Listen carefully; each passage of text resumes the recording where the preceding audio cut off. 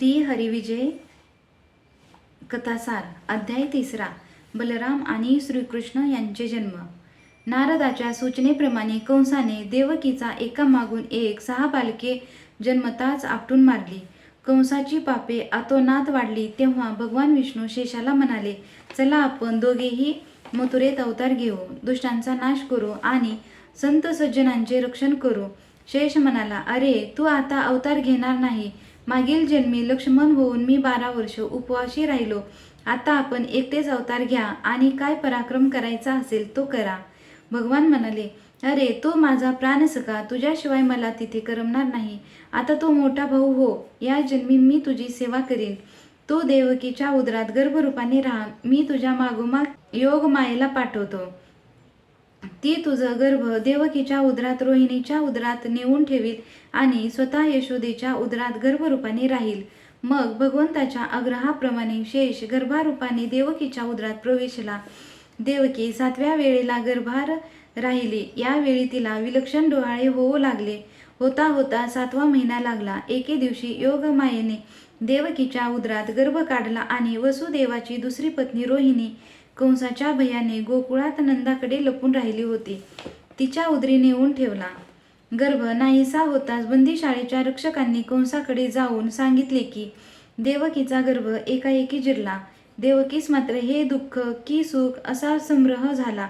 कंस स्वतः बंदीशाळेत आला। बाह्यत्कारे आपणास दुःख झाले आहे असे दाखवून त्याने खरा प्रकार अवलोकन केला। इकडे गोकुळात रोहिणी झोपेत असता योगमायेने तिचा उदरी तो गर्भ घातला। ते तिला बिलकुल समजले नाही। त्यावेळी ती जागी झाली, त्यावेळी ते तिला कळताच ती भ्याली, परंतु 6 महिन्यांचा गर्भ झाकणार कसा, ती गोष्ट बाहेर पडताच लोकांत वाईट चर्चा होऊ लागली। शेवटी तिला घरातून बाहेर घालून द्यावे असा नंदाने निश्चय केला।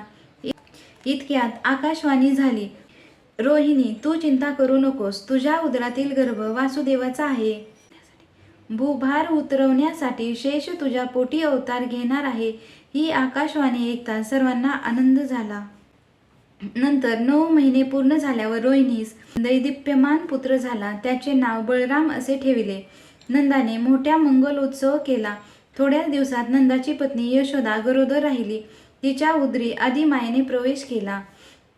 इकडे देवकी 8व्याने गरोदर राहिली। श्रीहरी लक्ष्मीला विदर्भ देशाचा राजा भीष्मक याच्या राणीच्या उदरी जन्म घेण्यास आज्ञा करून आपण देवकीच्या उदरी प्रवेश केला। ती गर्भवती होताच तिचा देह दिव्य तेजाने झळकू लागला, ती अवर्णनीय सुखात डोलू लागली, तिचा देह दिव्य तेजाने झळकू लागला हे पाहून वसुदेव म्हणाला, देवकी गर्भारपणाची 8वी खेप आहे, तुझ्या त्या बालकाचा घात करण्यास कंस टपून बसला आहे, हे तू जाणतेस, तुला त्याची काळजी कशी वाटत नाही। यावर देवकी म्हणाली, मी यावेळी विलक्षण आनंदात आहे, कंसाला मी आपटून मारीन, मुष्टी चाणूरांचा क्षणार्धात प्राण घेईल, दैत्यांचा संहार करून भूभार उतरीन, कंसाची बंदीशाळा फोडून सर्व राजांची मुक्तता करीन, मी माझ्या भक्तांचा सारथी होऊन कौरवांचा नाश करीन। वसुदेव म्हणाला, प्रिये, कंसास मारण्याची सुष्टास तारण्याची गोष्ट दूर राहिली, पण तू किंचित हळू बोल, तुझे हे शब्द रक्षकांनी ऐकले तर आताच ही गोष्ट सर्वांना समजून मोठा अनर्थ होईल।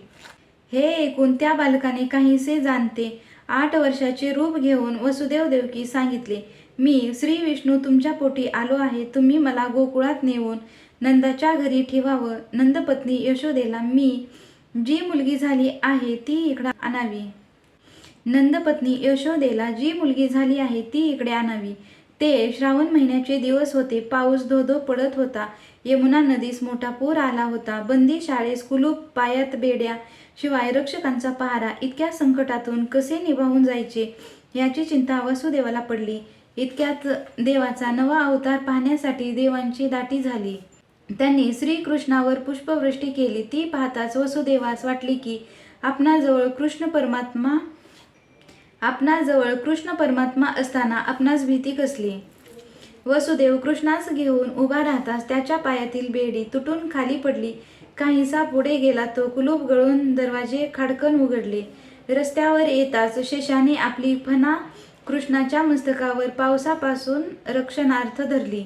वसुदेव जेव्हा कृष्णास डोक्यावर घेऊन यमुनेतून चालला तेव्हा यमुनेसही वाटले आपण श्रीकृष्ण दर्शन घ्यावे।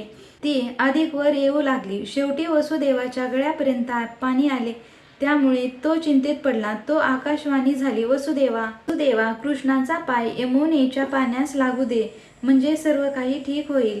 त्याप्रमाणे कृष्णाच्या पायाचा यमुने स्पर्श होताच यमुना दुभंग होऊन वसुदेवापुढे एक पायवाट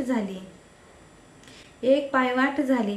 त्या वाटेने वसुदेव नंदाच्या घरी पोहोचला. त्याने यशोदेजवळ कृष्णास ठेवले आणि यशोदेच्या पुढील कन्या म्हणजे माया उचलून घेऊन तो परत बंदीशाळेत आला.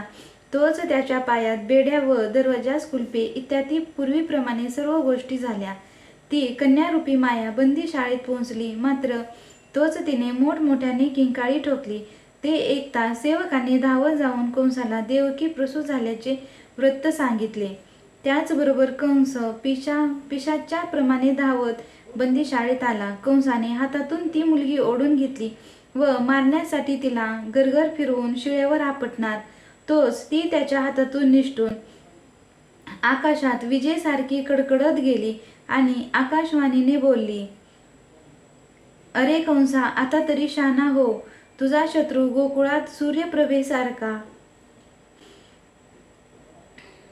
वाढत आहे. तू मला जसा मारू शकला नाहीस तसा तुझ्या कोणत्याही उपायांनी तो मरणार नाही.